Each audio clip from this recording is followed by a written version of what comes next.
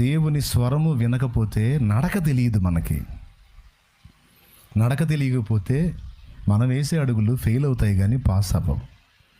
So number 1 Abraham నేర్చుకున్నది ఏంటో చెప్తున్నాను, దేవుని స్వరము వినటం.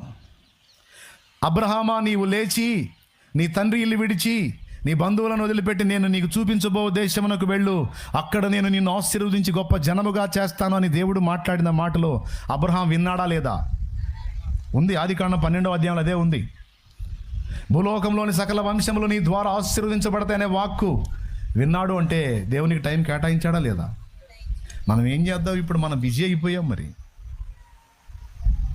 ఉండాల్సిన వాడితో సమయం ఉంటల్లా, మిగిలిన చెత్త మొత్తానికి టైం అంతా తగలబెడుతున్నాం. అక్కడే సైతాన్గాడి కుట్ర జరిగేది. మనల్ని అలాగ దారి మళ్ళించి ఆయన పాదాల దగ్గర కూర్చోకుండా ఇక తినుచు త్రాగుచు కొనుచు అమ్ముచు నాటుచు కోయచ్చు పెళ్లికి ఇచ్చి కొనుచు పెళ్లి చేసుకొని మిగిలిన వ్యవహారాలు సెకండ్లో ఉండాల్సిన దాన్ని ఫస్ట్లో తెచ్చి పెట్టాడు వాడు.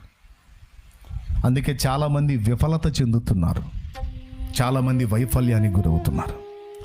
అలా కాకుండా నేను చెప్పిన పద్ధతిలో మీరు అనుసరించి చూడండి, నువ్వు ఎలా ఫెయిల్ అవుతావో నేను చూస్తా. నీ అడుగులు ఎలా ఇరుకున పడతాయో చూస్తా. నువ్వు ఎందుకు ముందుకెళ్ళవో నేను చూస్తా. నిన్ను ఎలా ఆశీర్వదించడో చూస్తా. నా దేవుడు నేను ఎలా వాడుకోవడో చూస్తాను. ఖచ్చితంగా ఆయన అన్యాయస్తుడు కాదు.